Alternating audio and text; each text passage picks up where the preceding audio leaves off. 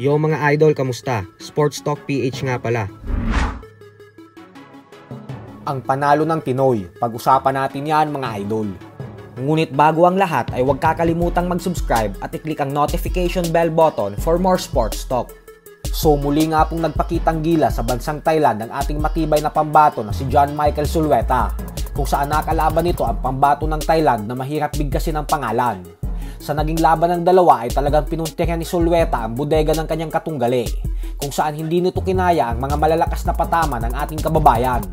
Kaya naman 2 beses itong bumagsak sa first round, hanggang sa tuluyan ng nakuha ni Sulweta ang panalo via first round knockout. Matagumpay niyang nadepensahan ang kanyang pinanghahawakan na Asian Boxing Federation Junior Flyweight belt. At umabante na ngayon ang kanyang napakalinis na record sa 16 wins with 9 knockouts at walang talo.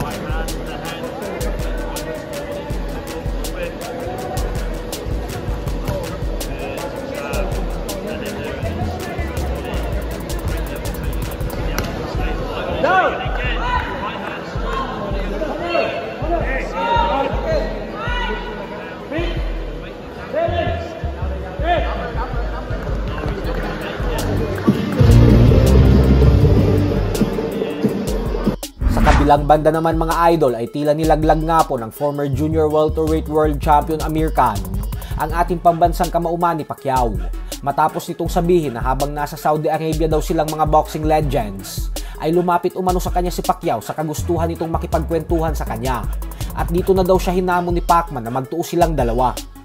Paliwanag ni Amir Khan na matagal niya na daw talagang gustong makasagupa ang ating pambansang kamao, at ngayon umano ay may pagkakataon na siya upang makasama si Pacquiao sa ibabaw ng lona. Subalit ang kondisyon nga po ni Amir Khan ay bagamat pareho na silang retiradong fighter ni Pacman, ay ayaw niya daw gawin ang kanilang laban sa isang exhibition fight lamang. At bagkus kung magtutuos daw sila ay gusto niya itong mangyari sa isang totoong laban, kung saan nakataya ang kanilang mga professional boxing record. So hanggang dito na lang po muna tayo mga idol. Sports Talk PH, kakaiba ang laban ng mga Pinoy, lakas at dedikasyon ng armas na tinuon, kamaong nagbabaga ang sayo ay babaon, mga Pinoy na ating